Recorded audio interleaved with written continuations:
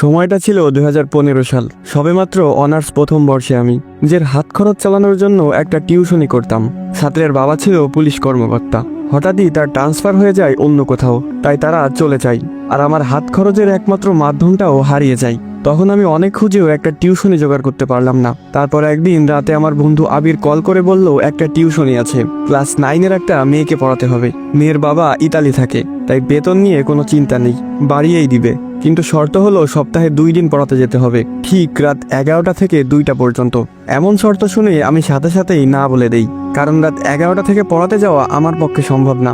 সকালে আমার ক্লাস শুরু হয় 10টা বাজে, ঘুমাবো কখন এই সময় পড়াতে গেলে? কিন্তু তারপর আবির যা বলল তাতে আমার ঘুম হারাম হয়ে গেল। ও বলল 15,000 টাকা বেতন দিবে। এবার ভেবে দেখ, তখন আমার কাছে 15,000 টাকা 15 লক্ষ টাকার সমান। আমি খুশিতে গদগদ করে হ্যাঁ বলে দিলাম। আবির আমাকে ঠিকানা টেক্সট করে দিল আর বলল শুধুমাত্র শনিবার এবং রবিবার রাতে যেতে হবে। আমার কাছে বিষয়টা কেমন জানি অদ্ভুত লাগলো, কিন্তু টাকার নেশায় কিছুই মাথায় নিলাম না। 2 দিন পর শনিবার আমি রওনা দিলাম আবিরের দেওয়া ঠিকানা অনুযায়ী। শহর থেকে অনেকটা বাইরে হিন্দুপাড়া নামের একটা গ্রাম আছে, সেখানে বেশিরভাগ বাসিন্দাই হিন্দু ধর্মের অনুসারী। আমি সেখানে গিয়ে একজনকে ঠিকানা দেখিয়ে বললাম, ভাই এই বাড়িটা কোন দিকে বলতে পারেন? সে আমার দিকে কিভাবে যেন তাকিয়ে থাকলো কিছুক্ষণ, তারপর বলল সামনে গিয়েই একটা পুরনো বিল্ডিং পাবেন, ওইটাই আপনার ঠিকানা। আমি সামনে হাঁটা শুরু করলাম। একবার পিছনে তাকিয়ে দেখলাম লোকটা এখনো সেই অদ্ভুত ভঙ্গিতে আমার দিকে তাকিয়ে আছে। কেমন যেন একটু লাগছে আমার ভিতরে, মনটা সায় দিচ্ছে না যেতে। কিন্তু 15,000 টাকার কথা মনে পড়লেই আবার মন বদলে যায়। না, গিয়েই দেখি। একটা পুরনো বিল্ডিং এর সামনে এসে দাঁড়ালাম। হ্যাঁ, এটাই সেই ঠিকানা। 11টা বাজতে আর 1 মিনিট বাকি। আমি গিয়ে দরজাটা নক করার সাথে সাথে দরজাটা খুলে গেল। মনে হচ্ছে কেউ যেন আমার জন্য দরজার কাছেই দাঁড়িয়েছিল। দরজা ধাক্কা দিতেই খুলে গেল, খ্যাত করে একটা শব্দ হলো, কিন্তু সেখানে কেউ ছিল না। তাহলে দরজা খুললো কে? আমি কখনো ভূত প্রেত এসবে ভয় পেতাম না, অনেক দেখেছি জীবনে এসব।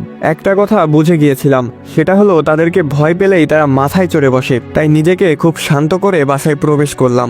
বাসার ভিতরটা কেমন যেন অন্যরকম দেখতে। প্রতিটা দেয়ালে আরবিতে কিছু লেখালেখি করা, অদ্ভুত অদ্ভুত ছোট পোকামাকড়ের দৃশ্য আঁকা। সবচেয়ে বড় কথা, বাসার ভিতরটা একদম নিস্তব্ধতায় ঘেরা, কোনো একটা ছোট শব্দ কানে আসছে না। একজন মধ্যবয়স্ক মহিলা একটা রুম থেকে হাসি মুখে বেরিয়ে এলেন। আমাকে বলল, তুমি নিশ্চয় গালিব, আবির তোমাকে পাঠিয়েছে। আমিও একগাল হেসে দিয়ে বললাম, জি আন্টি। তারপর আন্টি একটা রুম দেখিয়ে দিয়ে বলল, ওই রুমে যাও, রিশফা ওখানেই আছে। দেখো বাবা, ভালো মতো পড়াতে হবে, ও অনেক ফাঁকিবাজ। ও, তার মানে আমার ছাত্রীর নাম রিশফা? আমি বললাম, সেটা নিয়ে আপনি চিন্তা করবেন না আন্টি, আমি রিশফাকে ব্রিলিয়ান্ট স্টুডেন্ট বানিয়ে দিব। এই বলে রুমে গেলাম। দেখলাম রিশফা এক মনে খাতায় কি যেন অঙ্কন করছে। আমি গিয়ে হালকা কাশি দিতেই সে উঠে সালাম দিল। আমি সালামের উত্তর দিয়ে বসলাম। খাতার দিকে লক্ষ্য করে দেখলাম সে অদ্ভুত একটা প্রাণীর ছবি আঁকছিল। এমন প্রাণী বাস্তবে নেই, শুধু কল্পনাতেই আঁকা সম্ভব। এরপর আমি তাকে উদ্দেশ্য করে বললাম, আজ থেকে আমি তোমাকে পড়াবো, মন দিয়ে পড়াশোনা করতে হবে। সে কথা ঘুরিয়ে বলল, স্যার আপনার প্রিয় খাবার কি? আমি একটু অবাক হলাম, তবুও নিজেকে সামলে নিয়ে বললাম, আমার প্রিয় খাবার বিরিয়ানি। আমি জিজ্ঞেস না করলেও সে অদ্ভুত একটা হাসি দিয়ে বলল, বিরিয়ানি কোনো খাবার হলো? আমার তো প্রিয় তাজা রক্ত আর মানুষের মস্তক। একটু ঘাবড়ে গিয়ে বললাম, এসব কি ধরনের আর কি? আমি তো আমার স্যার, পড়াশোনা বাদে কোনো ফালতু কথা হবে না আজ থেকে। সে একটু মন খারাপ করে পড়ায় মনোযোগ দিল। বারবার আমার মনে হচ্ছিল কেউ যেন উকি দিয়ে আবার চলে যাচ্ছে। হতে পারে আন্টি তার মেয়েকে ঠিকমতো পড়াচ্ছে কিনা সেটা দেখছে হয়তো। আমার চোখ খুব জ্বলতে লাগলো হঠাৎ করে, মনে হচ্ছে কেউ যেন চোখে মরিচ জ্বলে দিয়েছে। আমি রিশফাকে পড়া দেখিয়ে বললাম, তোমাদের ওয়াশরুমটা কোন দিকে? সে হাতের ইশারায় দেখিয়ে দিল। আমি তাড়াতাড়ি ওয়াশরুমে গিয়ে চোখে পানি দিলাম। তারপর আয়নায় তাকিয়ে দেখলাম চোখ লাল হয়ে আছে। ভালোভাবে চোখে মুখে পানি দিলাম, এখন একটু ভালো লাগছে। ওয়াশরুম থেকে বের হতে যাব, হঠাৎ খেয়াল করলাম আমি তো চলে যাচ্ছি, কিন্তু আয়নার ভিতরে আমার প্রতিবিম্বটা এখনো ঠায় দাঁড়িয়ে। আমি চোখ ডলা দিয়ে আবার তাকালাম আয়নার দিকে। এবার সেখানে কেউ নেই, এমনকি আমার প্রতিবিম্বটাও সেখানে নেই। এটা কেমন আয়না? যেহেতু আমি এসবে ভয় পাই না খুব একটা, তাই ভাবলাম এখানে কেউ তো আছে যে আমাকে ভয় দেখানোর চেষ্টা করছে। তাই আমি আস্তে আস্তে করে বললাম, এই ছোট্ট ওয়াশরুমে কি ভয় দেখাতে চাস আমাকে? সাহস থাকলে বাইরে দেখা করিস। এই বলে চলে আসলাম। রিশফা বলল, স্যার তাকে দেখেছেন? আমি হকচকিয়ে উঠলাম, মানে কাকে দেখব? রিশফা কিছু না বলে তার আঁকা সেই প্রাণীটার দিকে তাকালো। কেমন যেন অদ্ভুত লাগছে তার আচরণ। সেই দিনের মতো পড়ানো শেষ করে বের হলাম বাসা থেকে। বাসার ভেতরের তাপমাত্রা আর বাইরের তাপমাত্রার অনেক পার্থক্য। বাসার ভেতরটা যেন অন্য একটা জগৎ।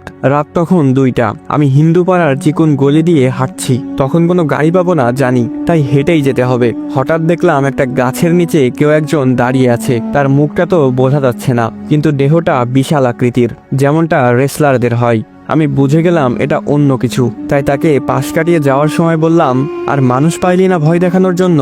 ওপাশ থেকে আওয়াজ এলো, তোকে তো ওয়াশরুমে মেরে ফেলতাম, কিন্তু তুই সাহসের কথা বলছস, তাই এখানে তোর জন্য অপেক্ষা করছিলাম, আমার সাহস দেখানোর জন্য।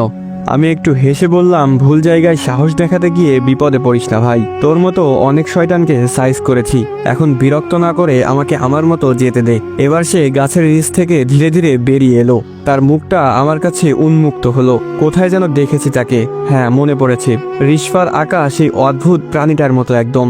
তার দেহ মানুষের মতো হলেও চেহারাটা ভয়ঙ্কর পশুর মতো। এবার একটু ঘাবড়ে গেলাম।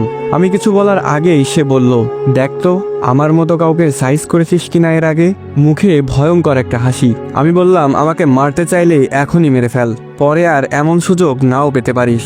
এবার সে একদম আমার সামনে এসে দাঁড়িয়ে জামার ভেতর থেকে তার লোমহর্ষ হাতটা বের করে আমার কাঁধে রাখলো। আমার মনে হলো যেন একটা বড় পাহাড় আমার কাঁধে এসে পড়লো। সে বলল, তোর সাহস দেখে আমি অবাক হয়েছি, তুই প্রথম যাকে আমি ভয় দেখাতে ব্যর্থ, আর এই জন্যই তুই এখনো বেঁচে আছিস। তোকে একটা সুযোগ দিলাম আমি, এরপর থেকে রিশফাকে পড়ান্ত দূরের কথা, এই গ্রামের আশেপাশেও যেন তোকে না দেখি। এখন সোজা চলে যা, পেছনে তাকাবি না। এখান থেকে রিশফাদের বিল্ডিংটা স্পষ্ট দেখা যায়। বিল্ডিং এর দিকে একবার তাকিয়ে দেখলাম রিশফা ছাদে দাঁড়িয়ে আছে এবং এদিকেই তাকিয়ে আছে। চাঁদের আলোয় এত দূর থেকেও রিশফার মুখটা স্পষ্ট দেখা যাচ্ছে। বুঝলাম কিছুতে একটা গড়বড় আছে। আমি আর কথা না বাড়িয়ে সোজা হাঁটা শুরু করলাম। আর পড়াতে আসবো কিনা জানি না, সেটা নিয়ে পরে ভাবা যাবে। এখন বেশি সাহস দেখাতে গেলে হয়তো আর বেঁচে ফেরা হবে না। খুব দ্রুত পা চালালাম। আপাতত এই জায়গাটা ত্যাগ করতে হবে। হঠাৎ পেছন থেকে শীষ বাজানোর শব্দ ভেসে আসলো। আমি পেছনে না তাকিয়ে আরো জোরে হাঁটা দিলাম। শীষ বাজানোর শব্দটা যেন আমার সাথে সাথে আসছে। এই বুঝি আমাকে খফ করে ধরে ফেলবে পিছন থেকে। সহ্য করতে না পেরে দ্রুত পেছনে তাকালাম। আরে ভাই, তুই তো চলে যেতে বললি, তাহলে আবার এইসব করতেছস কেন? দেখলাম একটু দূরে একজন দাঁড়িয়ে আছে আর আমাকে হাতের ইশারায় ডাকছে। কাছে গিয়ে খেয়াল করলাম এটা সেই লোকটা যার কাছে আমি ঠিকানা জিজ্ঞেস করেছিলাম। এখনো সেই অদ্ভুত ভঙ্গিতে আমার দিকে তাকিয়ে আছে। আমি একটু ধমকের স্বরে বললাম, ওই মিয়া, এভাবে আমাকে ভয় দেখানোর মানে কি? আর এভাবে কেন তাকিয়ে আছেন? তখনও খেয়াল করেছিলাম আপনার তাকিয়ে থাকা, সমস্যা কি? লোকটা কেমন একটা বৃদ্ধ কণ্ঠে বলল। আমি অবাক হচ্ছি, তুমি ওই বাসা থেকে জীবিত ফিরে এসেছো, এর আগে কেউ জীবিত ফেরেনি? মানে কি বলছেন? ওই বাসাটা যে একটু অদ্ভুত সেটা আমি বুঝে গিয়েছি, কিন্তু জীবিত ফেরা না ফেরা এগুলো কি ধরনের কথা?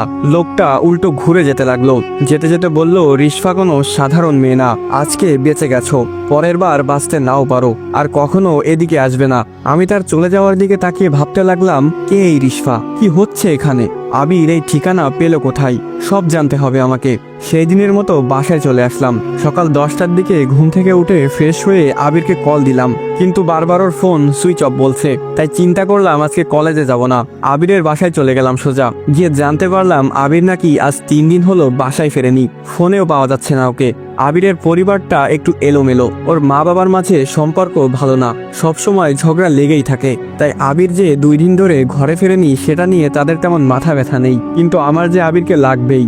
রিশফা সম্পর্কে জানতে হলে আবিরের কাছ থেকে আগে জানতে হবে ওই ঠিকানা সে পেল কোথায়। সব ফ্রেন্ডের বাসায় খবর নিলাম, কিন্তু কেউ আবিরের কোনো খোঁজ জানে না। তবে এক ফ্রেন্ড বলল 3 দিন আগে আবিরের সাথে তার কথা হয়েছিল।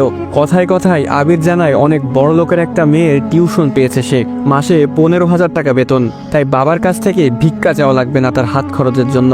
আমি অনেকটা শকড হয়ে গেলাম এটা শুনে। তার মানে আবির আমার আগে রিশফার টিউশনিটা পেয়েছিল, তাহলে সে আমাকে দিয়ে দিল কেন? সবকিছু মাথার উপর দিয়ে যাচ্ছে। আবিরকে না পেলে এসব প্রশ্নের উত্তর পাবো না। সেই দিন বাসায় ফিরতে একটু রাত হয়ে গেল। আমাদের বাসায় যেতে হলে একটা বাঁশের ঝাড় পেরিয়ে যেতে হয়। যখনই আমি বাঁশের ঝাড়টা অতিক্রম করছিলাম তখনই পকেটে থাকা ফোনটা বেজে উঠল। ফোন বের করে দেখলাম আবির কল দিয়েছে। তাড়াতাড়ি করে কলটা রিসিভ করে বললাম, কি রে শালা, কই তুই? আজকে সারাদিন তোরে খুঁজতে খুঁজতে আমার স্যান্ডেলের তলা ক্ষয় করে ফেলেছি। ওপাশ থেকে আবির বলল, পেছনে তাকা একবার। আমি সাথে সাথে পেছনে তাকিয়ে দেখলাম আবির বাঁশঝাড়ের কাছে মূর্তির মতো দাঁড়িয়ে আছে। আমি দৌড়ে গেলাম।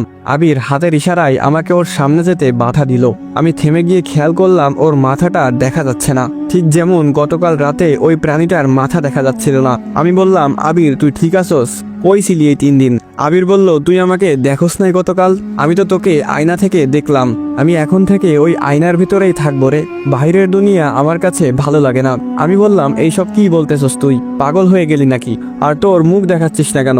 নতুন বউ নাকি তুই? আবির হেসে দিয়ে বলল, তুই সহ্য করতে পারবি না, আমার এখন যেতে হবে। তোকে যা বলার জন্য আসলাম সেটা হলো, রিশফার ব্যাপারে বেশি কৌতূহল দেখাস না, সেটা তোর জন্য ভালো হবে না। এই বলে আবির চলে যাচ্ছে। আমি চেষ্টা করলাম আবিরের পেছনে যাওয়ার, কিন্তু পাটা যেন নড়ছেই না। আবিরকে অনেকবার ডাকলাম কিন্তু সে শুনলো না, অন্ধকারেই মিলিয়ে গেল।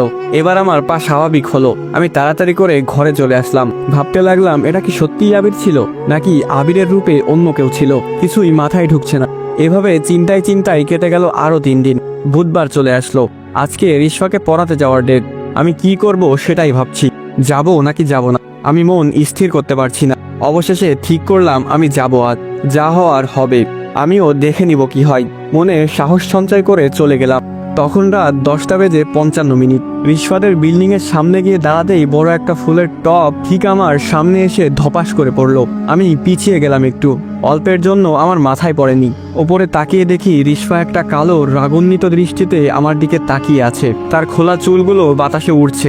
রিশফার এমন ভয়ঙ্কর রূপ দেখে আমি চমকে গেলাম। কেন যেন আমার গলা দিয়ে একটা শব্দও বের করতে পারছি না। আমি ছাদের দিকে তাকিয়ে রিশফাকে ইশারা করে বললাম, তুমি কি আমাকে মেরে ফেলার জন্য ফুলের টপটা ফেললে? রিশফা কর্কশ গলায় বলল, তোকে না আসতে না করেছিল সে? তাহলে কেন আসলি তুই? তোর নিজের জন্য মায়া হয় না? ঘড়ির দিকে তাকিয়ে দেখলাম 11টা বাজে। রিশফার কথা শুনে কানের ওপর 2টা থাপ্পড় মেরে মাথা ঝাঁকিয়ে দিলাম, যেন তার কথা আমি ঝেড়ে ফেলে দিলাম মাথা থেকে।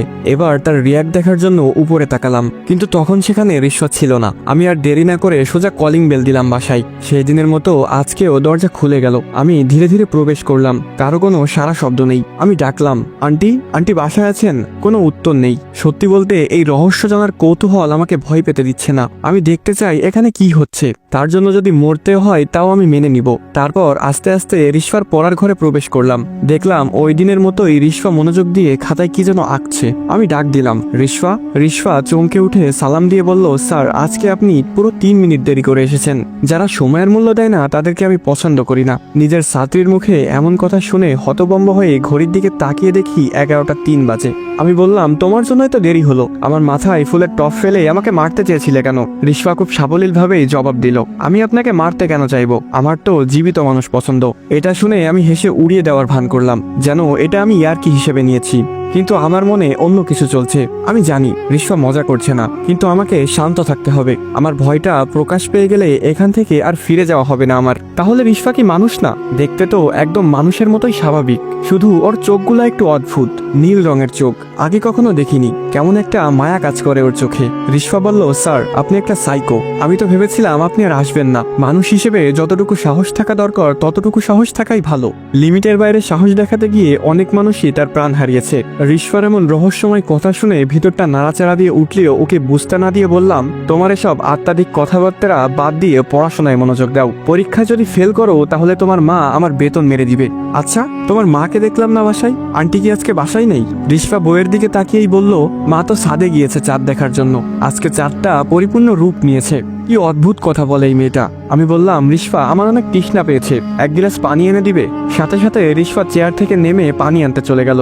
এই প্রথম রিশফাকে হাঁটতে দেখলাম। তার পায়ের দিকে তাকালাম, না, পা তো ঠিকই আছে। শুনেছি ভূত প্রেতের পা নাকি উল্টো থাকে, কিন্তু রিশফার হাঁটার ভঙ্গি একদম আলাদা, যেন কোনো রোবট হেঁটে যাচ্ছে। আমি বসে বসে ভাবছি কি করব এখন। এখানে কোনো কিছুই স্বাভাবিক না, কিছু একটা হচ্ছে এখানে। রিশফার মা এত রাতে ছাদে গিয়েছে চাঁদ দেখতে, ব্যাপারটা কেমন অদ্ভুত। আর রিশফার এসব রহস্যময় কথা আমাকে নাড়িয়ে দিচ্ছে বারবার। এর মাঝে রিশফা আসলো 1 গ্লাস পানি হাতে। আমাকে পানি দিয়ে সে আবার বইয়ের দিকে মনোযোগ দিল। আমি পানিটা মুখে দিয়ে কিছুক্ষণ চোখ বড় বড় করে তাকিয়ে থাকলাম। পানি যে এত স্বাদ হতে পারে তা আমি কখনোই ভাবিনি। অদ্ভুত একটা মিষ্টি ঘ্রাণ আসছে পানি থেকে। পুরোটা খেয়ে নিলাম, তারপর গ্লাসটা টেবিলে রেখে হাত দিয়ে মুখটা মুছে নিলাম। তারপর রিশফাকে বললাম, রিশফা পানিটা খুব মজার ছিল, এই ধরনের পানি আমি কখনোই খাইনি এর আগে। এই বলে হঠাৎ নিজের হাতের দিকে চোখ গেল, আমার হাতে রক্ত লেগে আছে। হাতটা জামায় মুছে আবার মুখে হাত দিলাম। এবার আমি ঘাবড়ে গেলাম, রক্তটা আমার মুখ থেকে লেগেছে। তাহলে রিশফাকে আমাকে পানির বদলে রক্ত খাইয়েছে? রিশফার দিকে তাকিয়ে দেখলাম সে তার আঁকার ছবিটাই বারবার এলোমেলোভাবে কলম চালাচ্ছে। প্রাণীটার মুখটাকে ঝলছে দিচ্ছে কলম দিয়ে।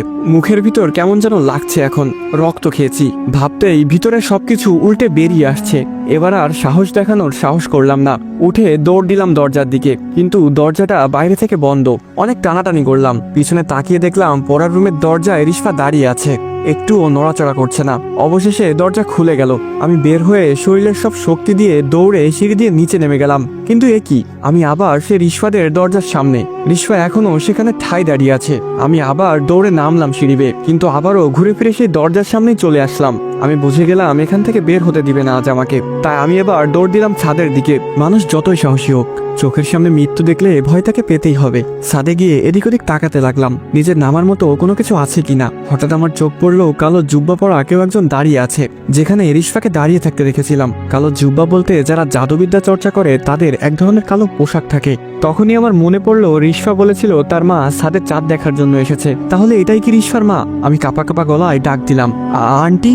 ডাক শুনে এসে ধীরে ধীরে আমার দিকে মুখ ঘোরালো। রিশফার মায়ের অন্য এক রূপ, সারা মুখে রক্ত লেগে আছে, গলায় বিভিন্ন মালা ঝুলানো, আর হাতে কঙ্কালের খুলি। রক্তমাখা মুখে উদ্ভট একটা হাসি দিল আমার দিকে তাকিয়ে। আমি জানি যত যাই হোক এই মুহূর্তে আমি জ্ঞান হারাবো না, তাই ইচ্ছা করেই পড়ে গেলাম জ্ঞান হারানোর ভান করে। চোখ বন্ধ করে শুয়ে রইলাম। প্রায় 5 মিনিট হয়ে গেল, কোনো সারা শব্দ নেই। একবার ভাবলাম চোখ খুলে দেখব, আবার ভাবলাম এভাবেই থাকি কিছুক্ষণ। হঠাৎ ফিসফিস করে কথা বলার আওয়াজ শুনতে পেলাম। নিশ্চয়ই রিশফা আর তার মা কথা বলছে। একটু স্পষ্ট শোনার জন্য খরগোশের মতো কান খাড়া করে দিলাম। রিশফার মা বলছে, তোকে না বলেছিলাম পরবর্তী আমাবস্যা পর্যন্ত এই ছেলেকে বুঝতে দেওয়া যাবে না কিছু? তাহলে এত তাড়াহুড়ো করার কারণ কি? রিশফা বলল, আমি কি করব? ওর সাহসের পরীক্ষা নিতে গিয়েই তো এত কিছু হয়ে গেল। অন্য সবার চেয়ে ওর সাহস অনেক বেশি, এত সহজ হবে না ওকে আমাবস্যা পর্যন্ত ধরে রাখা। রিশফার মা বলল, ধরে যা রাখতেই হবে, না হলে ডোরিয়া আমাদের মেরে ফেলবে। আমি সবকিছু শুনছিলাম কান পেতে, কিন্তু এই ডোরিয়াটা আবার কে? শুয়ে শুয়ে সবকিছু শুনলাম, কিন্তু কিছুই মাথায় ঢুকলো না। তারা মা মেয়ে আসলে কি চাই? কেন তারা আমাকে আমাবস্যা পর্যন্ত জীবিত রাখতে চাই? আর এই ডোরিয়াটাই বা কে, যাকে মা মেয়ে ভয় পাচ্ছে? এসব পরেও জানা যাবে, এখন নিজেকে বাঁচাতে হবে আমার। ধীরে ধীরে এক চোখ খুলে চারপাশটা একটু দেখার চেষ্টা করলাম, কাউকে দেখলাম না। মা মেয়ে গেল কোথায়? হঠাৎ দেখলাম চিলেকোঠার কাছে দুইটা ছায়া দেখা যাচ্ছে। তার মানে তারা ওইখানে দাঁড়িয়েই এতক্ষণ এসব বলছিল। এখন ছাদ থেকে লাফ দেওয়া ছাড়া আর কোনো উপায় নেই। 3 তলা থেকে লাফ দিলে অন্তত মরবো না, বড় জোর হাত পা ভাঙবে। মনে মনে 1 2 3 বলে সোজা দৌড় দিয়ে ঝাঁপ দিলাম ছাদ থেকে। প্রায় 2 মিনিট আলুর বস্তার মতো নিচেই পড়ে রইলাম। আমার সবকিছু যেন ঝাপসা হয়ে আসছে, মাথাটা ভন ভন করে ঘুরছে। একটু স্বাভাবিক হওয়ার পর বুঝতে পারলাম হাত নাড়াতে পারছি না, হয়তো ভেঙে গিয়েছে। কিন্তু এখন আমাকে এই জায়গা থেকে যেতে হবে। অনেক কষ্টে উঠে খুঁড়িয়ে খুঁড়িয়ে দৌড় দিলাম। হঠাৎ একটা দমকা হাওয়া এসে আমাকে দূরে ছিটকে ফেলে দিল। আমার চোখ গেল ছাদের দিকে। রিশফা হাওয়ায় ভেসে আছে, মাথা উপরের দিকে দিয়ে। চোখের পলকে রিশফা একদম আমার কাছে চলে আসলো। সুচালো দাঁতগুলো বের করে বলল, শুধু শুধু নিজেকে ক্লান্ত কেন করছেন স্যার? আপনি গোলকধাঁধা থেকে বের হতে পারবেন না। আমি অনেক কষ্টে উঠে দাঁড়িয়ে সামান্য হাসি দিয়ে বললাম, আমাকে তুমি সাইকো বলেছিলে না তখন? সাইকোদের মৃত্যুর ভয় দেখিয়ে লাভ নেই, আমি তোমার এই গোলকধাঁধা থেকে বের হয়ে দেখাবো। এটা বলে রিশফার ওই ভয়ঙ্কর রূপ উপেক্ষা করে হাঁটা দিলাম। দেখি আমাকে কে আটকায়। হিন্দুপাড়া অতিক্রম করার সময় মনে হলো কেউ আমার পিছু নিয়েছে। আমি স্পষ্ট তার উপস্থিতি টের পাচ্ছি। রিশফা হয়তো আমার পিছু নিয়েছে। আরো জোরে হাঁটা দিলাম। এবার সেই শীষ বাজানোর শব্দটা কানে ভেসে এলো। থমকে দাঁড়ালাম, পেছনে তাকিয়ে দেখলাম সেই লোকটা দাঁড়িয়ে আছে, একটা কাপড়ের ব্যাগ হাতে। আমি বললাম, এখন আপনার সাথে বকবক করার সময় নেই, কোনো রকম জান নিয়ে ফিরে এসেছি, আমাকে হাসপাতালে যেতে হবে, হাত ভেঙে ফেলেছি। এই বলে উল্টো ঘুরে চলে আসতে যাচ্ছিলাম, তখনই সে আমাকে উদ্দেশ্য করে বলল, রহস্য না জেনেই চলে যাচ্ছিস? চাইলেই কি তুই যেতে পারবি? আমি দাঁড়ালাম তার কথা শুনে। তারপর তাকে জিজ্ঞেস করলাম, আপনি কি জানেন এই রহস্য? কি হচ্ছে ওই বাড়িতে? কে এই রিশফা? লোকটা রাস্তার পাশে গিয়ে একটা গাছের গোড়ায় বসলো, আমাকেও সেখানে বসতে বলল। আমি গিয়ে তার পাশে বসলাম। আমার যেন মনে হলো একটা বরফের খণ্ডের পাশে বসেছি। তার শরীর থেকে প্রচুর ঠান্ডা হাওয়া বের হচ্ছে। হঠাৎ সে তার ঠান্ডা হাত দিয়ে আমার ভাঙা হাতটা ধরে মোচড় দিল। আমি চিৎকার করে উঠলাম, কিন্তু অনুভব করলাম এখন হাতে কোনো ব্যথা নেই। নাড়িয়ে চাড়িয়ে ভালোভাবে দেখলাম আমার হাতটা একদম ভালো। আমি বললাম, এটা কিভাবে করলেন? আপনি আসলে কে? সে কথা এড়িয়ে বলতে শুরু করলো, রিশফা ছিল খুবই সাধারণ একটা মেয়ে, খুব চঞ্চল প্রকৃতির, হাসি খুশি থাকতো সবসময়। প্রতিদিন এদিক দিয়েই স্কুলে যেত এবং স্কুল থেকে সোজা বাসায় চলে আসতো। কোনো রকম বাজে আড্ডায় নিজেকে জড়াতো না। কিন্তু হঠাৎ করে একদিন রিশফা নিখোঁজ হয়ে যায়। সবাই তাকে পাগলের মতো খুঁজলো, কোথাও রিশফাকে খুঁজে পাওয়া গেল না। রিশফার মা থানায় জিডি করলো। রিশফার বাবাও ইতালি থেকে চলে আসলো মেয়ের নিখোঁজের সংবাদ শুনে। এইটুকু বলে তিনি থামলেন। আমি আগ্রহ নিয়ে জিজ্ঞেস করলাম, তারপর কি হলো? রিশফাকে কিভাবে খুঁজে পাওয়া গেল? তিনি আবার বলতে লাগলেন, 2 দিন কেটে গেল, কিন্তু কেউ রিশফার কোনো খোঁজ দিতে পারলো না। রিশফা নিখোঁজ হয় শনিবার বিকেলে স্কুল থেকে ফেরার সময়।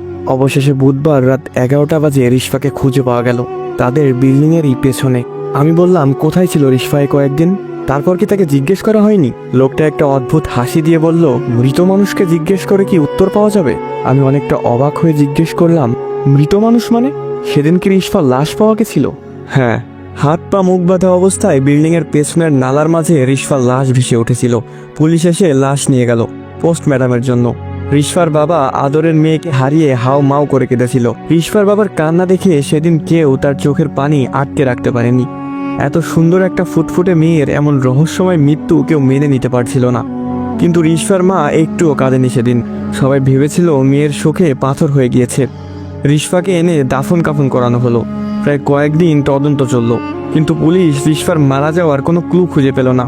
এদিকে একদিন হঠাৎ মেয়ের চিন্তায় রিশফার বাবা স্ট্রোক করে মারা গেল।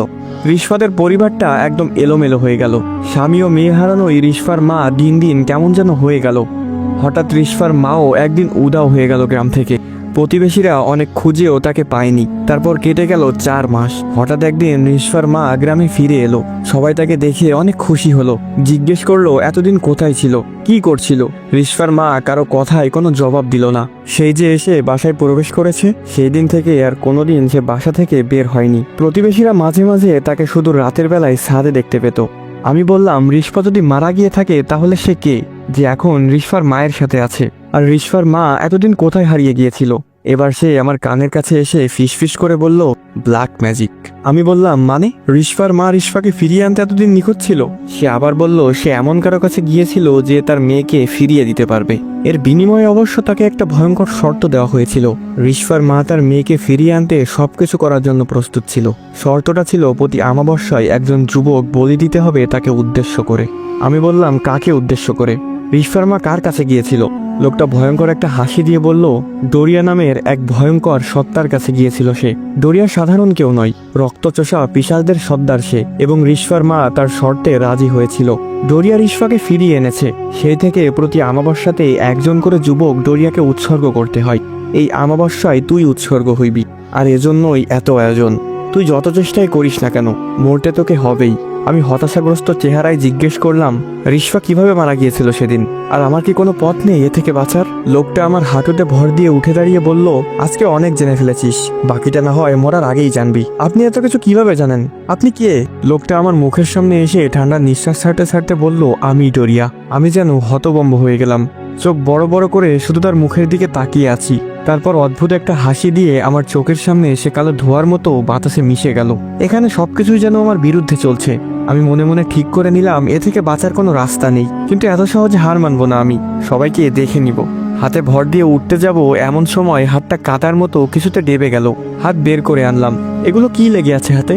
এতক্ষণে খেয়াল করলাম আমি গাছের গোড়া মনে করে তার সাথে যেখানে বসেছিলাম সেটা আসলে একটা মানুষের মৃতদেহ। আমি তাড়াহুড়া করে সেখান থেকে উঠে গেলাম। খেয়াল করে দেখলাম মৃতদেহটার শরীরে মাথা নেই। অনেকদিন আগে মারা যাওয়ার কারণে পচে গেছে দেহটা, এজন্য এই হাতটা ডেবে গিয়েছিল। খুব খারাপ একটা গন্ধ নাকে ভেসে এলো। মনে হলো যেন আমার ভিতরের সবকিছু উল্টে বেরিয়ে আসবে বমির সাথে। নাক চেপে সেখান থেকে দৌড় দিলাম।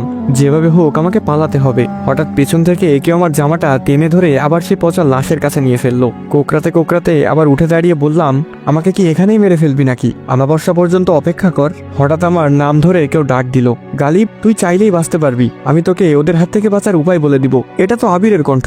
আবির, কোথায় তুই? সামনে আয় শালা, তুই আমাকে কোথায় এনে ফাঁসিয়ে দিলি? ওপাশ থেকে আওয়াজ এলো। আমি বাধ্য ছিলাম এটা করার জন্য, আমাকে ক্ষমা করে দিস। এই দেখ, আমি এখানে, আমাকে বের কর এখান থেকে। আমি আবিরের কণ্ঠে উৎস খুঁজতে লাগলাম। কোথা থেকে কথা বলছে ও? হঠাৎ চোখ পড়লো একটা কাপড়ের ব্যাগের দিকে। এটা তো সে ডোরিয়া নামক পিশাচটা নিয়ে এসেছিল। সে কি ব্যাগটা নিতে ভুলে গিয়েছে নাকি ইচ্ছা করেই ফেলে গেছে? আমি গিয়ে ব্যাগটা হাতে নিলাম। ভিতরে ফুটবলের মতো কিছু একটা লাগছে।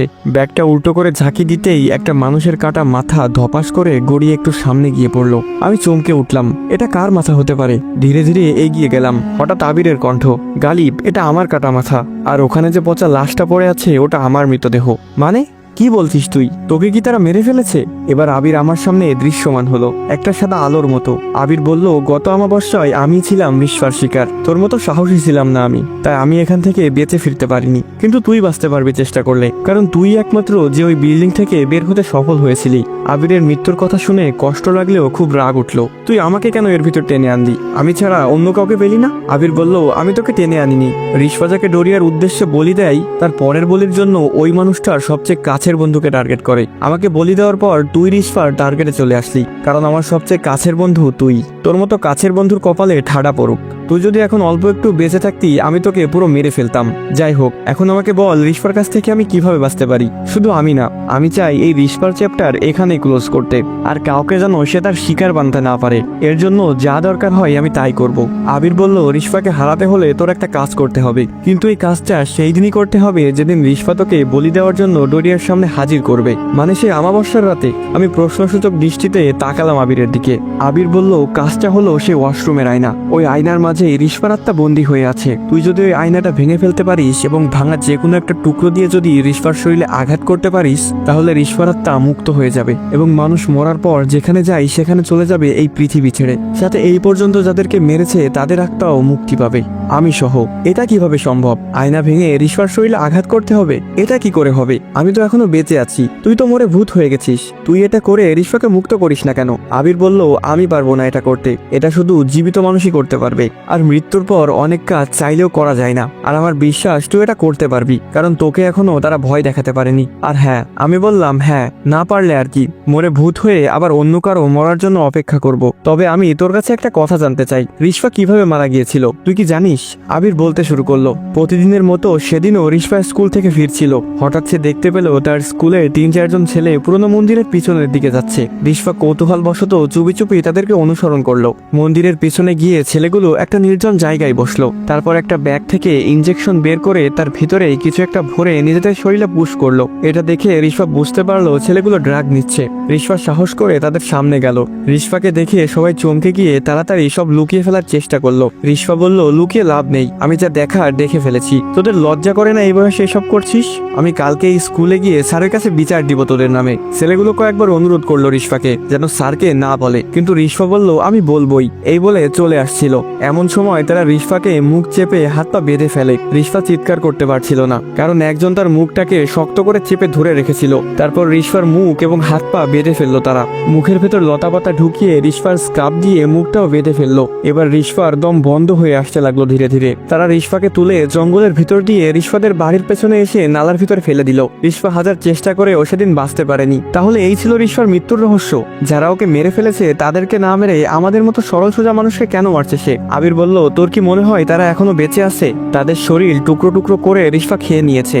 তাদের মা বাবারা লাশের খোঁজও পায়নি। আচ্ছা, সবই বুঝলাম, কিন্তু একটা বিষয় আমার মাথায় ঢুকছে না এখনো। তুই আমার কাছে আসলি এবং আমাকে রিশফার থেকে বাঁচার উপায়ও বলে দিলি। রিশফার কবলে থেকেও এটা কিভাবে করলি? রিশফা যদি এটা জেনে যায় তাহলে কি হবে? আবির হাসি দিয়ে বলল, এটা নিয়ে তোর চিন্তা করার দরকার নেই, কারণ রিশফাই আমাকে তোর কাছে পাঠিয়েছে যাতে তুই বাঁচতে পারিস। হ্যাঁ, এটার মানে কি যে রিশফা আমাকে মারার জন্য এত কিছু করছে, সে আবার আমাকে বাঁচাতে চাই? তুই ইয়ার কি করছিস আমার সাথে? আবির বলল, আমি ইয়ার কি করছি না। এখান থেকে পালানোর চিন্তা মাথা থেকে ঝেড়ে ফেল। তুই এখন রিশফাদের বাসায় ফিরে যাবি, বাকিটা না হয় রিশফার মুখ থেকেই শুনবি। রিশফা তোর জন্য অপেক্ষা করছে। এই বলে আবির ধীরে ধীরে অদৃশ্য হয়ে গেল। আমি ডাকতে লাগলাম, আবির শোন আমার কথা, রিশফা আমাকে কেন বাঁচাতে চাই? উড়তো দিয়ে যা শালা, অন্তত তোর কাটা মাথা তো নিয়ে যা, এটা এখানে পড়ে থাকবে নাকি? কিন্তু আবির চলে গেল। তাকিয়ে দেখলাম না সেখানে কোনো মাথা আছে আর না কোনো পচা মৃতদেহ। আমি গভীর চিন্তায় পড়ে গেলাম, কি করব এখন? আবিরের কথা মতো রিশফাদের বাসায় ফিরে যাব নাকি এখান থেকে পালিয়ে যাওয়ার চেষ্টা করব। মাথাটা আমার এলোমেলো হয়ে যাচ্ছে। অবশেষে ঠিক করলাম এতদূর যেহেতু এসেই গেছি তাহলে এটা শেষ দেখে যাই। আমি রিশফাদের বাসায় ফিরে যাওয়ার জন্য মন স্থির করলাম। বিল্ডিং এর সামনে দাঁড়িয়ে আছি, ভিতরে যেতে মন ছাই দিচ্ছে না। বারবার মনে হচ্ছে এটা হয়তো রিশফার কোনো ফাঁদ হতে পারে আমাকে বাসায় নেওয়ার। আবার মনে হচ্ছে রিশফাকে একবার বিশ্বাস করেই দেখি। ভাবতে ভাবতে বাসায় ঢুকে পড়লাম। রিশফা কোনো জীবিত মানুষ না, এটা ভাবতেই ভিতরটা মোচড় দিয়ে উঠলো। এসেই যেহেতু পড়েছি এখন আর ভয় পেয়ে লাভ কি। আগের চেয়ে অন্যরকম লাগছে বাসাটা। সিঁড়ি দিয়ে উপরে ওঠার সময় হঠাৎ চিৎকার চেঁচামেচির শব্দ ভেসে আসলো। কেউ খুব কাকতি মিনতি করছে, ছেড়ে দাও আমাকে, আমার অনেক কষ্ট হচ্ছে, ছেড়ে দাও। আমি নিজের মনকে সান্ত্বনা দিলাম, এসব তো স্বাভাবিক। আমি এখানে দাওয়াত খেতে আসিনি যে আমাকে ফুলের মালা দিয়ে বরণ করবে। মৃত মানুষের বাসায় এসেছি। নিজেকে যতটা পারি শান্ত রাখার চেষ্টা করলাম। সোজা গিয়ে দরজায় কলিং বেল দিলাম। আজকে আর দরজা আপনি আপনি খুলছে না। কয়েকবার টোকা দিলাম কিন্তু কোনো সারা শব্দ নেই। একটু বিরক্ত হলাম। আবির বলল রিশফা আমার জন্য অপেক্ষা করছে। তাহলে সে কোথায়? দরজা খুলছে না কেন? হঠাৎ উপর থেকে কারো পায়ের শব্দ ভেসে আসলো। কেউ এদিক ওদিক ছোটাছুটি করছে, তার মানে ছাদে কেউ আছে। আমি আস্তে আস্তে ছাদের দিকে উঠতে লাগলাম। ছাদে গিয়ে চারিদিকে চোখ বুলিয়ে কাউকে দেখতে পেলাম না। হঠাৎ আমার কানের কাছে কেউ ফিসফিস করে বলল মরার জন্য চলে এসেছিস? আমি সাথে সাথে পিছনে তাকালাম, কেউ নেই সেখানে। তাহলে কি রিশফা আমাকে ফাঁদে ফেললো? সামনে তাকিয়ে দেখলাম রিশফা খোলা চুলে নীল চোখ নিয়ে ঠিক আমার মুখের সামনে। আমি হঠাৎ এভাবে রিশফাকে দেখে চমকে গিয়ে ঢপাস করে পড়ে গেলাম।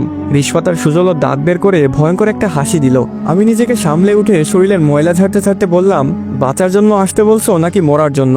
এভাবে কেউ আপ্যায়ন করে নাকি? এবার রিশফা তার স্বাভাবিক অবস্থায় ফিরে আসলো। তারপর ছাদের এক কোনায় গিয়ে বসলো। আমিও তার পাশে দূরত্ব বজায় রেখে বসলাম। কারো মুখে কোনো কথা নেই। তারপর রিশফা বলল স্যার জানেন এভাবে থাকতে আমার কষ্ট হয়। আমি তো মরে গিয়েছিলাম কিন্তু আমার মা আমাকে ফিরিয়ে এনেছে। আমার প্রতি অতি ভালোবাসা আমার মাকে এই অন্ধকার পথে নিয়ে গিয়েছে। আমি মুক্তি চাই সব থেকে। আমি চাই না আমার দ্বারা আর কারো মৃত্যু হোক। আমি যতদিন মুক্তি না পাবো ততদিন একজন করে মরতে থাকবে। আমার আর কোনো পথ নেই। তাই মরার পর মানুষের আত্মা যেখানে চলে যায় আমি সেখানে যেতে চাই। আমি বললাম তাহলে এতগুলো মানুষকে কেন মারলে? আমার বন্ধু আবিরকেও মেরে ফেললে। তাদের কারো কাছে সাহায্য চাইতে, হয়তো অনেক আগে এই মুক্তি পেয়ে যেতে। রিশফা একটা মিষ্টি হাসি দিয়ে বলল স্যার তারা কেউ আপনার মতো সাহসী ছিল না। আমি আপনার মতো একজনের অপেক্ষায় ছিলাম। আপনাকে প্রথম দিন যখন আয়নাতে ভয় দেখালাম তখনই বুঝে গিয়েছিলাম আপনি এত সহজে ভয় পাবেন না। আর আমাকে মুক্ত করতে হলে সাহসের সাথে দরিয়ার মোকাবেলা করতে হবে। আগের কেউ সেটা যোগ্য ছিল না। আমি তাদেরকে মারিনি, তাদের ভয় তাদেরকে মেরে ফেলেছে। হ্যাঁ বুঝলাম, আমি তোমাকে মুক্ত করতে পারবো কিনা জানি না, তবে আমি আমার সর্বোচ্চ চেষ্টা করব। কিন্তু যদি না পারি তাহলে কি হবে? রিশফা বলল তাহলে আর কি হবে? আপনাকে মারতে আমার খুব কষ্ট লাগবে কিন্তু মারতে হবেই। তারপর আবার আপনার মতো কারোর জন্য অপেক্ষা করব। এর মাঝে হয়তো আরো অনেক প্রাণ যাবে। আমি বিড়বিড় করে বললাম শালার আমার তো কোনো অপশনই নাই। তার মানে আমার বেঁচে থাকার অল্প একটু চান্স আছে। এই আত্মহত্যার খপ্পরে পড়ে এখন জীবনটাই দিতে হবে। রিশফা বলল সত্যিই আপনার কোনো অপশন নেই। কি করতে হবে সেটা আপনার বন্ধু আপনাকে বুঝিয়ে দিয়েছে নিশ্চয়ই। আমাবস্যা আসতে আর মাত্র 2 দিন। এই 2 দিন আপনি এখানে থাকবেন আমার বন্দী হয়ে। কেউ যেন বুঝতে না পারে আপনি ইচ্ছা করেই বন্দী হয়ে আছেন। এমনকি আমার মাও যেন এসব না জানে। সে জানলে এটা হতে দিবে না, কারণ আমাকে দ্বিতীয়বার হারাতে চায় না সে। আমি বললাম যথা আজ্ঞা মহারানী। আচ্ছা তুমি যে ডোরিয়ার উদ্দেশ্যে বলি দাও সেটা কি একঘায়ে গর্দান আলাদা করে ফেলো? আমি যদি ব্যর্থ হই তাহলে তো আমার সাথেও এমনটাই করবে তাই না? রিশফা বলল হ্যাঁ ঠিক তাই। বড় একটা তলোয়ার দিয়ে আপনার শরীর থেকে মাথাটা আলাদা করে ফেলবো। আমি তো এখনই আপনার শরীরে মাথা দেখতে পাচ্ছি না। হাসতে হাসতে বলল রিশফা। আমি বললাম ইয়ার কি করবা না একদম। আমার এদিকে ফাটছে আর তুমি হাসছো। আচ্ছা মাথা কাটা ছাড়া অন্য কোনো পদ্ধতি নেই মারার? মাথা কেটে ফেললে তো অনেক কষ্ট হবে। রিশফা বলল আছে তো। আপনার জন্য একদম সহজ মৃত্যু। আপনার 2 পা ধরে 2 দিকে টান দিয়ে ছিঁড়ে ফেললে হয়তো আপনার কষ্ট একটু কম হবে। এর চেয়ে সহজ মৃত্যু আমার জানা নেই। আমি বললাম না থাক, মাথা কেটে ফেললেই ভালো হবে, দ্বিতীয়টা বেশি কষ্ট হবে। রিশফা খুব সুন্দর মায়াবী একটা হাসি দিয়ে বলল তেমন কিছুই হবে না। আমার বিশ্বাস আপনি পারবেন এটা করতে। আজকে আর রিশফার চেহারায় সেই ভয়ঙ্কর ভাবটা নেই। খুব মায়াবী লাগছে চাঁদের আলোতে। দেখলে বোঝা যায় না এই মেয়েটা মারা গিয়েছে। যদি আমি রিশফাকে মুক্ত করতে না পারি তাহলে মরার পরে ভূত হয়ে তার সাথে প্রেম করব। 2 দিন কেটে গেল। আমাকে একটা অন্ধকার রুমে বন্দি করে রাখা হয়েছে। এই 2 দিন আমার খাবার দাবার এবং যত্নে কোনো কমতি ছিল না, কারণ বলি দিতে হলে সুস্থ সবল তরতাজা মানুষ লাগে।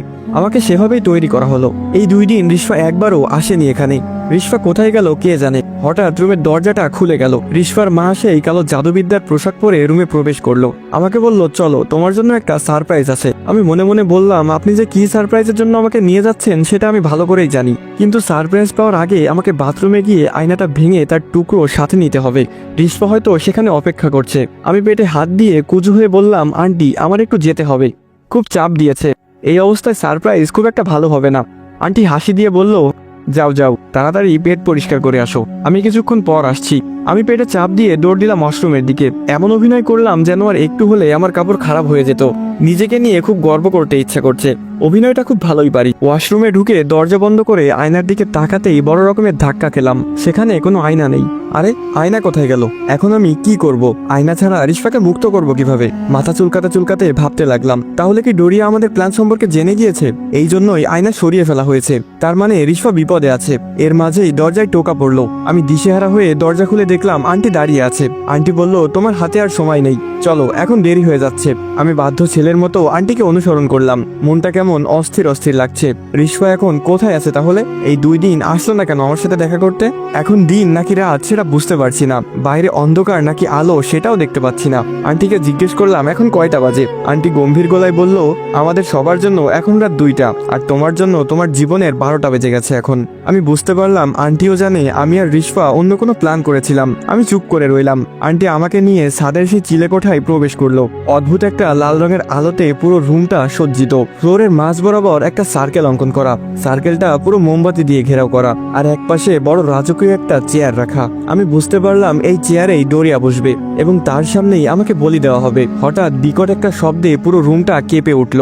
মনে হলো যেন বিল্ডিংটা ধসে পড়ছে। আমি কানে হাত দিয়ে চোখ বন্ধ করে ঝুঁকে রইলাম। একটু পর স্বাভাবিক হলো সব। আমি চোখ খুলে দেখলাম সেই সজ্জিত রাজকীয় চেয়ারে একজন বিশালাকৃতির দানব বসে আছে। আমি মনে মনে একটু ভয় পেলাম, কারণ এমন আকৃতির মানুষ তো দূর, কোনো যন্ত্র জানোয়ারও দেখিনি জীবনে। চোখ থেকে যেন আগুন বের হচ্ছে। আন্টি তার সামনে হাঁটু গেড়ে বসে বিড়বিড় করে কে যেন পড়ে যাচ্ছে। এটাই হয়তো ডোরিয়ার আসল রূপ। আমি এখনো বুঝতে পারছি না রিশফা কোথায়। তারই তো আমাকে বলি দেওয়ার কথা। হঠাৎ সে তার হাত উঠিয়ে 3বার চেয়ারে বাড়ি দিল। আন্টির সাথে সাথে উঠে গিয়ে রুমের এক কোণা থেকে একটা মোটা গাছের খাড়ি নিয়ে আসলো। গাছের খাড়িটা তার সামনে রেখে আমাকে ধরে নিয়ে বসিয়ে দিল সেখানে। ডোরিয়া ঝাঁঝালো কণ্ঠে বলল, তোর ভয় পাওয়ার কোনো কারণ নেই। তুই এমন একজনের কাছে নিজেকে উৎসর্গ করছিস যে তোকে মুক্তি দিবে। তুই আর রিশফা মিলে যে ফোন দিয়ে এঁটেছিলি সেটা আমি জানতে পারবো না, এটা কিভাবে ভাবলি? আমি সবকিছু সম্পর্কে অবগত আছি, তাই আয়নাটা খুলে রিশফার মাকে লুকিয়ে রাখতে বলেছিলাম। তোদের মতো সাধারণ মানুষেরা আমাকে কখনো ধোকা দিতে পারবে না। আমি বললাম, আমি তোর উদ্দেশ্যে নিজেকে উৎসর্গ করছি না, আর আমি তোর কাছে মুক্তিও চাইনি। এখানে যা হচ্ছে তা আমার ইচ্ছার বিরুদ্ধে হচ্ছে। ডোরিয়া বলল, এখানে শুধু আমার হুকুম চলে, তোর কোনো ইচ্ছার মূল্য নেই এখানে। এরপর চেয়ারের পেছন থেকে একটা তরবারি বের করে রিশফার মায়ের দিকে এগিয়ে দিয়ে ডোরিয়া বলল, সময় হয়েছে, আমি রক্তের গন্ধ পাচ্ছি। রিশফার মা হাঁটু গেড়ে বসে তরবারিটা নিয়ে এসে আমার মাথাটা গাছের খাড়ির সাথে লাগিয়ে দিল। আমি চিৎকার করে উঠে বললাম, আমাকে যেহেতু মেরেই ফেলবি, তাহলে আমার একটা শেষ ইচ্ছা পূরণ কর। অপূর্ণ ইচ্ছা নিয়ে মরে গেলে আমার আত্মা শান্তি পাবে না। ডোরিয়া বলল, ঠিক আছে, বল তোর শেষ ইচ্ছা কি? আমি তোর ইচ্ছা পূরণ করব। আমি মরার আগে একবার রিশফার মুখোমুখি হতে চাই, তার কাছে ক্ষমা চেয়ে নিতে চাই। আমি তাকে মুক্ত করতে পারলাম না। আমার এই ইচ্ছাটা অপূর্ণ থেকে গেলে আমি শান্তি পাবো না। ডোরিয়া বলল, রিশফাকে লোহার শিকলে বন্দি করে রাখা হয়েছে। আমার অজান্তে ও এমনটা করার সাহস পায় কি করে? তাই ওর সাথে তোর দেখা করানো সম্ভব না। অন্য কোনো ইচ্ছা থাকলে বল। আমি ডোরিয়াকে ভরকে দেওয়ার জন্য বললাম, আমি তো ভেবেছিলাম তুই সবকিছু করতে পারিস, সামান্য একটা ইচ্ছাই পূরণ করতে পারলি না। তোর কাছে আর অন্য ইচ্ছের কথা বলে লাভ কি? নে নে, আমার মাথাটা কেটে ফেল, দেরি করিস না। ডোরিয়া খুব রেগে গেল। গড়গড় শব্দ করতে করতে বলল, আমি ডোরিয়া, আমি যা খুশি তা করতে পারি। ঠিক আছে, তোর ইচ্ছা পূরণ করা হবে। রিশফাকে এখানে নিয়ে আসছি। রিশফার মা বলল, না না ডোরিয়া, এটা করবেন না, ওর অন্য কোনো প্ল্যান থাকতে পারে। ডোরিয়া বলল, আয়না তো তোর কাছে, আয়না ছাড়া অন্য কোনো প্ল্যানই আজ কাজে আসবে না। এই বলে ডোরিয়া হাতের ইশারায় ওপর থেকে রিশফাকে নিচে ফেললো। রিশফার পায়ে শিকল দিয়ে বাঁধা, চেহারাটা কেমন মলিন হয়ে গেছে, নীল রঙের চোখগুলো গর্তে চলে গেছে। আমি ধীরে ধীরে রিশফার কাছে গেলাম। রিশফা আমার মুখের দিকে তাকিয়ে শুকনো একটা হাসি দিয়ে বলল, আপনার প্রতি আমার কোনো অভিযোগ নেই স্যার, আপনি আপনার চেষ্টা করেছেন। আমি বললাম, ছোটবেলা থেকে আমি কখনো হাঁটতে শিখিনি। আমার বাবাকে দেখতাম নেশা করে এসে প্রতিদিন আমার মাকে মারধর করত। এসব দেখতে দেখতে নিজেকে পাথরের মতো তৈরি করেছি। মাকেও কথা দিয়েছিলাম আমি তাকে বাবা নামক জানোয়ার থেকে রক্ষা করব একদিন। আমি আমার কথা রেখেছিলাম, নিজের হাতে বাবাকে কেটে টুকরো টুকরো করেছি। আজ পর্যন্ত এই সত্য আমার মা ছাড়া আর কেউ জানে না, তাই কাউকে এমন কথা দেই না যেটা আমি রাখতে পারবো না। আমি তোমাকে মুক্ত করব বলেছিলাম, আমি আমার কথা রাখবো। রিশফা অবাক চোখে আমার দিকে তাকিয়ে আছে। ডোরিয়া বলল, কাউকে মিথ্যা সান্ত্বনা দিস না, তুই রিশফাকে দেওয়া কথা রাখতে পারবি না, কারণ তোর কাছে আয়না নেই। এবার অনেক হয়েছে, তোর সময় শেষ, তৈরি হয়ে নে মরার জন্য। আমি বললাম, আরে কাকা একটু দাঁড়াও না, আমার মা আমাকে সবসময় একটা কথা বলতো, বিজয়ের উল্লাস খুব তাড়াতাড়ি করতে নেই। এখনো আমি হেরে যাইনি। কে বলেছে আমার কাছে আয়না নেই? জামার ভেতর থেকে আয়নার ছোট একটা টুকরো বের করে সোজা রিশফার গলায় চালিয়ে দিলাম। রিশফা আগুনের ফুলকির মতো হাসতে হাসতে হাওয়ার সাথে মিলিয়ে যেতে লাগলো। ডোরিয়া গর্জন করে উঠে বলল, ওর কাছে আয়নার টুকরো গেল কিভাবে? তুইও এর সাথে জড়িত। এই বলে রিশফার মায়ের বুকে তরবারিটা বিঁধে দিল। আপনারা কি ভাবছেন আয়নার টুকরো আমার কাছে কিভাবে আসলো? চলুন একটু পেছনে যাওয়া যাক। ওয়াশরুমে ঢুকে দেখলাম সেখানে আয়না নেই। মাথায় হাত দিয়ে চুলকাতে চুলকাতে ভাবতে লাগলাম এবার কি হবে? তাহলে কি আমি ব্যর্থ হব আজ? এর মাঝেই দরজায় টোকা পড়লো। আমি দিশেহারা হয়ে দরজা খুলতে যাব এমন সময় চোখ পড়লো যেখান থেকে আয়নাটা খোলা হয়েছিল সেখানে এক কোণে ছোট একটা টুকরো ভেঙে রয়ে গেছে।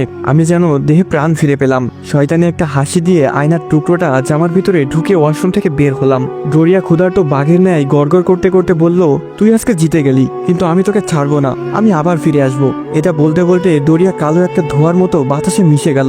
রিশফা এখনো হাসছে, ওর চোখে মুখে খুশির ঝলক স্পষ্ট দেখা যাচ্ছে। আমি হাত নাড়িয়ে রিশফাকে বিদায় দিলাম। খুব ইচ্ছে করছিল রিশফাকে ধরে রেখে দিই নিজের কাছে, কিন্তু এটা তো সম্ভব না। রিশফাও চলে গেল। মনটা একটু খারাপ হলো, কিন্তু এটা ভেবে ভালো লাগছে যে আর কেউ এই নোংরা বলির পাঠা হবে না আজ থেকে। এই বিল্ডিংটা আজ থেকে অভিশাপ মুক্ত। কিন্তু একটা কথা মাথায় ঢুকছে না এখনো, ডোরিয়া তো চাইলেই আমাকে মেরে ফেলতে পারতো, তাহলে মারলো না কেন? প্রশ্নটা থেকেই যাচ্ছে। তারপর কেটে গেল প্রায় 2 মাস। নতুন 2টা টিউশন পেয়েছি, তারা জীবিত মানুষ। সবাই যে মৃত হবে এমন তো কথা না। খুব ভালোভাবেই কাটছিল দিনগুলো। রিশফার কথা মাঝে মাঝে মনে পড়ে। হঠাৎ একদিন আমার ফোনে অচেনা নাম্বার থেকে একটা কল আসে। আমি ব্যস্ত থাকায় কেটে দিলাম কলটা। আবার কল আসলো। এবার রিসিভ করে জিজ্ঞেস করলাম, কে? স্যার, আমি রিশফা, আমাকে বাঁচান। আসসালামু আলাইকুম গাইস, কেমন আছেন সবাই? আশা করি সকলে খুবই ভালো আছেন। রিশফার এই চ্যাপ্টারটা এখানেই শেষ হলো। রিশফা কি তাহলে মুক্তি পায়নি? জানতে হলে অপেক্ষা করুন সিজন 2 এর জন্য। আর অবশ্যই আপনাদের সাপোর্ট আমাকে পরবর্তী সিজন আনতে উৎসাহিত করবে। তো পরবর্তী সিজন পেতে হলে অবশ্যই বেশি বেশি করে লাইক এবং কমেন্ট করতে হবে। আর আপনারা কি সিজন 2 চান নাকি অন্য কোনো গল্প চান সেটাও কিন্তু কমেন্ট করে জানাতে পারেন। তো আজকের মতো এ পর্যন্তই। ভালো থাকবেন, সুস্থ থাকবেন। আল্লাহ হাফেজ গাইস।